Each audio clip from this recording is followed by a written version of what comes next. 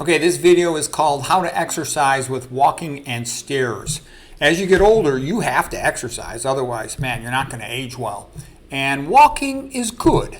The best way to walk is to walk on a treadmill. I mean, if you're a billionaire and you own a forest, great, you can walk in your own forest on a trail. But for a regular person, most of us live in cities. It's best to walk on a treadmill because on a treadmill you can read. And because you can read, that makes it interesting. Otherwise, you'd be bored. So you can also control the dose by controlling the distance and the speed.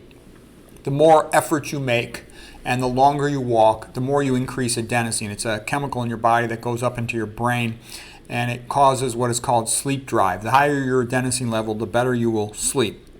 So that's one of the main reasons I exercise, because it gets me to sleep better.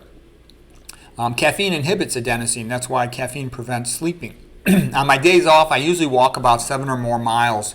Usually takes me about 2 hours to walk 7 miles. Sometimes a little longer. I'll go 2.5 hours walking and do 8 miles or something. But usually on average, while I'm reading, I'm walking at a speed of about 3.3 miles per hour. When I'm sort of done with the book, or if I'm too bored with the book, then I speed things up, and that's like high intensity interval training. I'll go usually about 4.3 miles per hour at the end of the walk.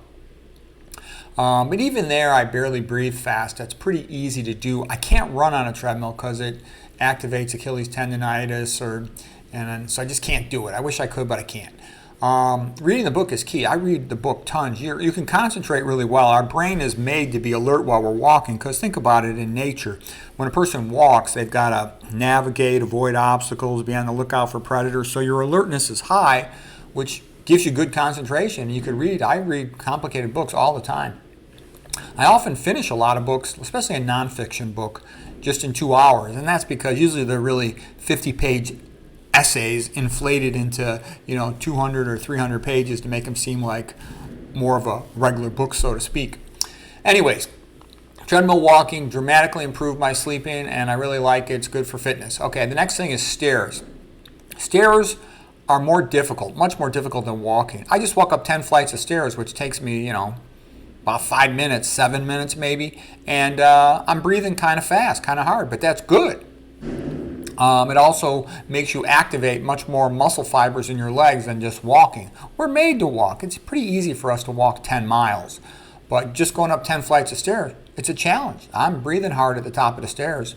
When I'm walking, and I can talk in complete sentences, whereas when I'm going up the stairs, especially I go fast at the top to make it into a high-intensity interval training thing, like the last flight or so, maybe the last 2 flights. I can't talk in complete sentences going up those stairs. But that's good for your body to, the body's a use it or lose it system. If you don't use your muscles, you're going to lose them. They're going to atrophy. They've done studies in 28-year-olds where they don't exercise for like a couple weeks in a row with muscle biopsies pre and post. And they not only get muscle atrophy, the synapses come apart, meaning that they lose the neuronal connection to the muscle.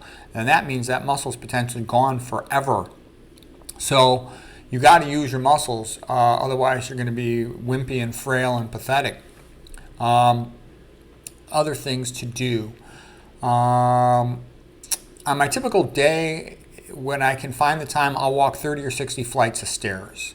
Sometimes I'll be on a medical rotation where I'm covering all the stats, and I'm too busy and I just can't get any walking on the stairs. But on most days I get some. I try to get a lot when possible. Stairs also, like I said, they build more strength and more balance than just walking. What I do to make it more difficult is I'll put 25 pounds of books in my backpack when I go up the stairs, and I carry it in front of me. I don't have it on the shoulder strap because I'm worried that could injure the vertebral artery, causing arterial dissection and a stroke. I carry it in front of me. That's called a bear walk, to carry a weight while you're walking. So I'm doing a bear walk going upstairs, and that makes it more challenging, and that's good for upper body strength.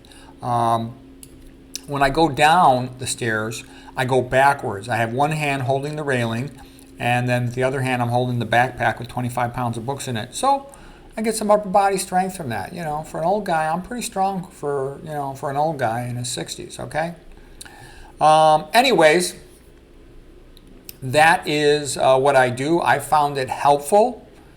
I know lots of people. As far as all the people I know, I'm aging the best out of all of them. Mentally, physically, and in terms of appearance. So hopefully it'll continue. A component of it is luck. A component of it is genetic, but there's also a component of it that's from doing stuff like exercising and eating healthy and trying to sleep, manage your stress, and all that other stuff. So anyways, I hope you found that helpful.